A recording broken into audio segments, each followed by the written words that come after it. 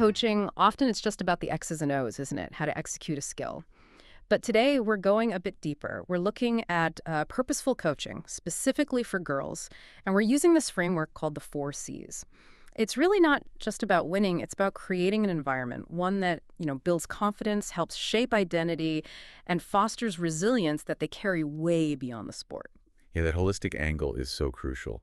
And the source material we're looking at today really emphasizes that this kind of success, meaning keeping girls in sports long-term and helping them develop as people, Yeah. it doesn't just happen. It needs a really intentional approach, something grounded in, well, both the psychology of adolescence and actual sports science. So our mission today for you listening is to really unpack these 4 pillars: connection, communication, clarity, and consistency.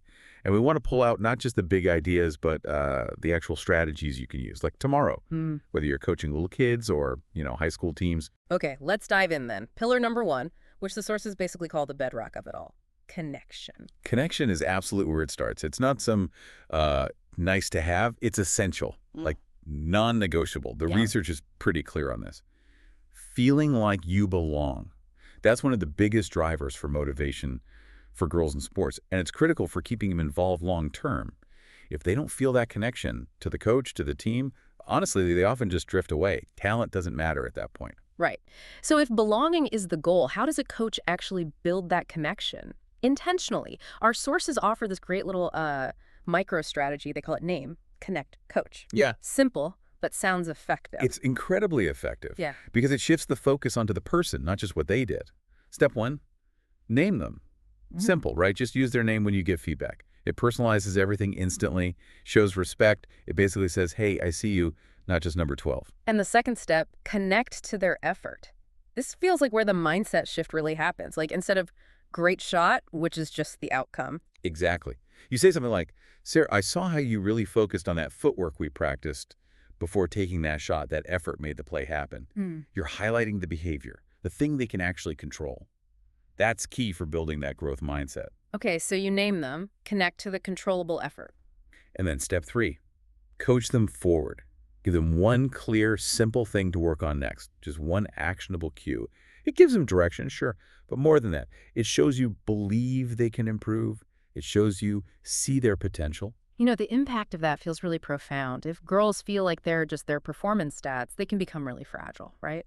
But if they feel, like you said, seen and valued and guided through these small moments focused on effort, that's how you build resilience. That feeling of being truly noticed, it's like emotional armor for when things get tough. And the great thing is, you can use name, connect, coach dozens of times in one practice. It's not a big system change.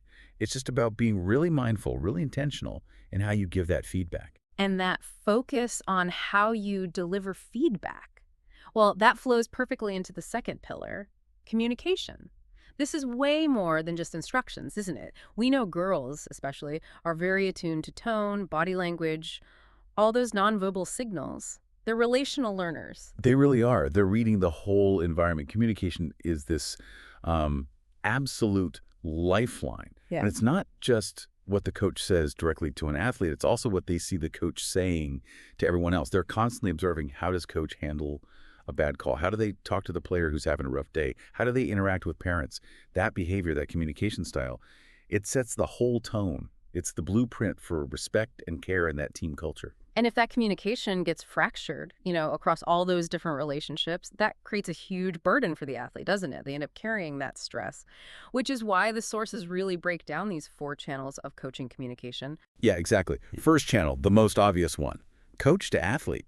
What they crave here is understanding the why.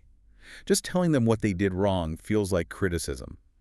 But framing it as growth, okay, here's the next step we're focusing on to get better, that keeps them bought in, engaged. Makes sense. Then there's coach to parent. This one can be tricky, but shutting parents out, it just creates confusion, maybe even pressure on the athlete who feels stuck in the middle. Totally. Parents are part of the support team. Open communication there actually relieves stress from the athlete. They aren't caught between 2 important adults. Third channel, coach to staff other coaches.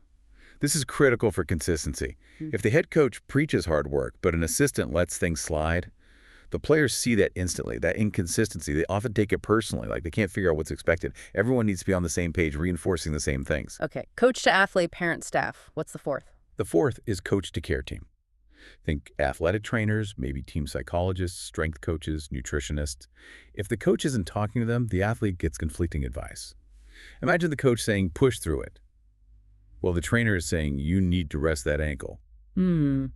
Collaboration here proves that the athlete's actual well-being is the priority. It's not just talk.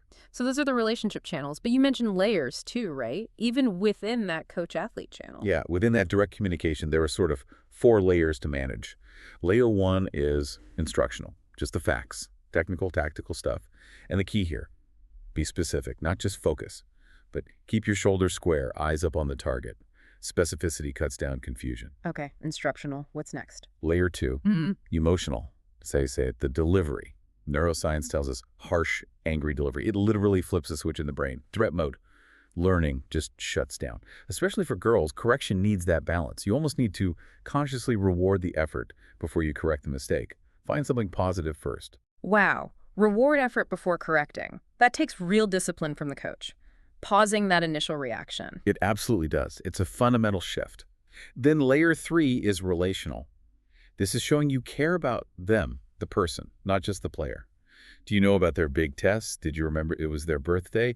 Little things like that build huge loyalty and buy-in. It turns coaching into real mentorship. And the last layer, which feels like it ties back to what you said about observation, is modeling. Exactly. Actions speak volumes. If you demand composure, you better show it when you disagree with a ref. If you preach respect for everyone, you need to show it to the player who barely gets off the bench. Your actions set the real standard, always. That's a lot to juggle. The channels, the layers, it really highlights how intentional communication needs to be. It really does. And that need for intention, for things to be clear, brings us right to the third C, clarity. Right, clarity. The sources position this as the antidote to anxiety. Ambiguity, they say, just kills performance. It really does. It's a silent killer. Research, like from the Women's Sports Foundation, shows girls are way more likely to quit when things are vague, when they don't know what's expected, or they aren't sure how to actually succeed in the coach's eyes. Clarity provides that roadmap. It builds commitment because they know the path. So where does this clarity need to shine brightest? Where does vagueness usually cause problems? The sources pinpoint 4 key areas. First up, goals. Yeah, defining clear team goals, not just for the season, but for today's practice. It changes practice from just, running drills to actively working towards something specific together gives a purpose. Okay, goals. What's second? Roles. This one is huge. Every single player needs to know their role. Starter, key reserve, practice player who pushes the starters, maybe the emotional leader. And critically, they need to understand how their specific role contributes to the team's success, even if they don't play much. Without that, they just compare themselves to the stars and feel like they don't matter. Role clarity prevents that. That makes so much sense. Prevents that feeling of being undervalued. Okay, goals, roles. Third, expectations. These are the non-negotiables. Behavior, attitude. Things like punctuality, hustle, how we handle mistakes, honesty. Setting crystal clear standards here up front avoids so much conflict later. Everyone knows the code. And the final piece of clarity. Explanations. Don't just tell them what to do, tell them why. If you're doing a really tough conditioning drill, explain it. We do this to build mental toughness for the end of the game when you're tired. Understanding the why gives meaning to the hard work. It fights burnout. So how do you make clarity practical, like day to day? The sources suggest making it structural. Maybe start practice with a quick focus circle. Okay, team, today our focus is X because Y. Set the expectation clearly. And then end practice with a quick clarity check. What was our focus today? What's one thing you learned or got better at? It reinforces the goal and makes them take ownership of their learning. That ownership feels key. They aren't guessing what coach wants. They know the plan, the purpose, their part in it. Reduces that anxiety loop. Exactly. And knowing what to expect day in, day out, that leads us directly to the final C, consistency. Consistency. If clarity provides the roadmap, consistency feels like the steady hand on the wheel, right? Girls, well, all athletes, need stability.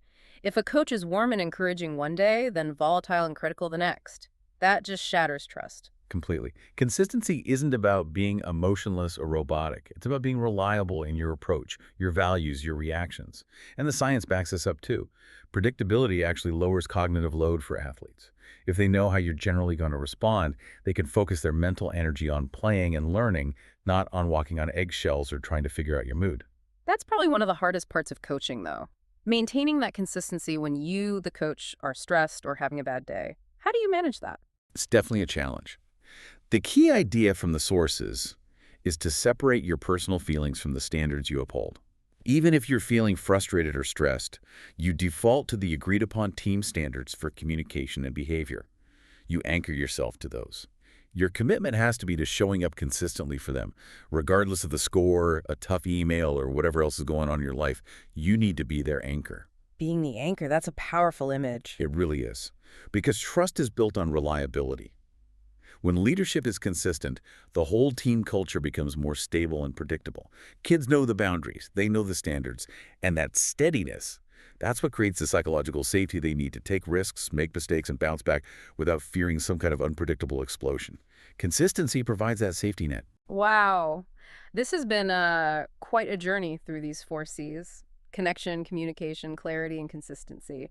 It really drives home that purposeful coaching isn't about finding some magic bullet. It's about these intentional daily practices, practices that build belonging, boost confidence, and ultimately foster that resilience that helps girls succeed not just in sports, but, in life. Absolutely, because truly purposeful coaching, it does change lives. It teaches self-worth, relationship skills, stuff far beyond the game itself. So as you're thinking about all this, maybe consider that whole web of communication we talked about. Ask yourself, how could one small slip, maybe snapping at an official or giving advice that conflicts with the trainers, how could that undermine all the good work you're doing with connection or clarity? And maybe just reflect. Which of these 4C's, connection, communication, clarity, or consistency, feels like the weakest link in your own coaching right now? Where might you need to focus your intentional efforts starting tomorrow? That's the place to begin.